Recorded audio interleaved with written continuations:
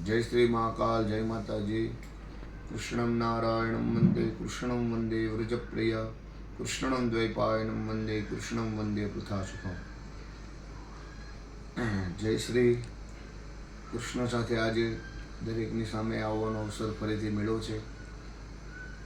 જે મતિરૂપ જ્ઞાન આપ સબને પીરસી શકું, આપ દરેકને આપી શકું એ માટે આજે આપણે કુંડલી જોરાવીએ છીએ, નવગ્રહોની પરિસ્થિતિ જોરાવીએ છીએ, નવગ્રહ આપણા કેવા ખરાબ છે સારા છે એ બધું આપણે જ્ઞાન લઈએ છીએ।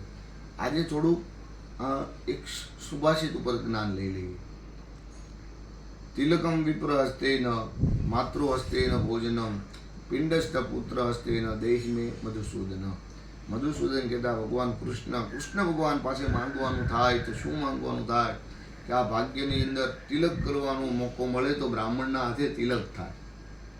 तिलकम विप्र हस्तेन मातृ हस्तेन भोजनम। दरेक पुत्र पोताना माताना हाथनुं जमवानुं मांगतो होय अने एने ए भूख मटे छे। माता पीसे त्यारे, माता खवरावे त्यारे। पिंडस्थ पुत्र हस्ते न आपणो छोकरो આપણું પિંડદાન કરી શકે। હે ભગવાન, ધન ન આપે તો ચાલશે, સુખ સંપત્તિ ન આપે તો ચાલશે, પણ આ ત્રણ વસ્તુ દરેકને જોઈએ છે। એવી જ રીતે શોર્ટ સમયની અંદર થોડુંક ધર્મનું પણ તમને કહી દઉં કે આજે ધર્મ ઉપર બહુ પ્રહારો થઈ રહ્યા છે।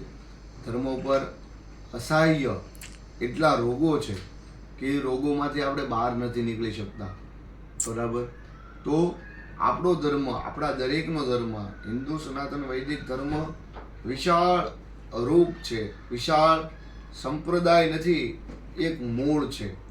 એમાંથી જે ડાળી ફૂટેલી છે ને એ સંપ્રદાયો છે, બરાબર। તો સંપ્રદાયને મોટો કરવા માટે ધર્મને નીચો નહીં કરો, ધર્મનું રક્ષણ કરો, ધર્મ તમારું રક્ષણ કરશે।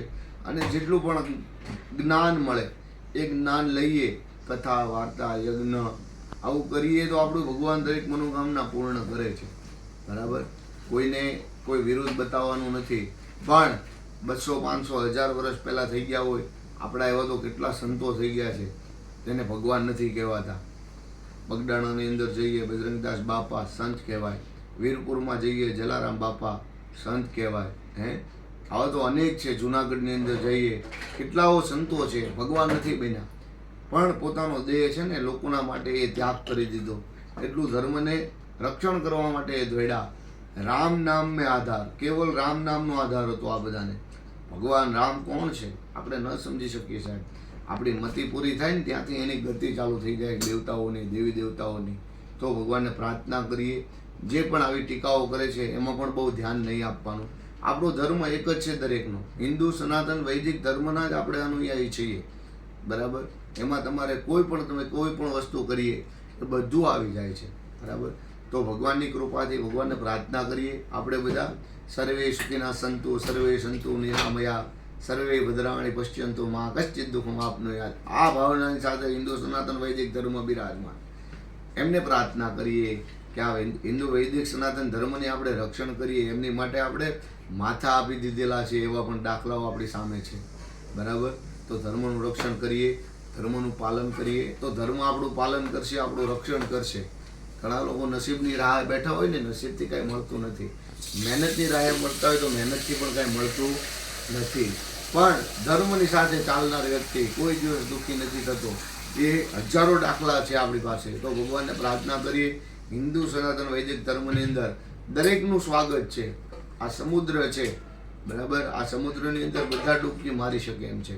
અને સમુદ્ર પાસેથી સાહેબ આપણે એક નાની ડોલ પાણીની ભરીને આવીએ ને તો સમુદ્રને કાંઈ ફરક નથી પડવાનો, બરાબર। નદી કિનારા તો ગમે એટલા હોય, નદી કિનારામાં તો તમે ક્યારેક પાણી આવે ક્યારેક પાણી ન આવે, પણ સમુદ્ર બધાનું સ્વાગત કરે। એમાં હિન્દુ સનાતન વૈદિક ધર્મ જે છે ને એ વિશાળ દરિયો છે, બધાનું સ્વાગત કરે છે। પણ ધર્મનું રક્ષણ કરીએ, ધર્મનું પાલન કરીએ અને ધર્મની સાથે આપણે રહીએ એ પ્રાર્થના સાથે બીજા વિડીયોમાં મળીશું। જય શ્રી મહાકાલ।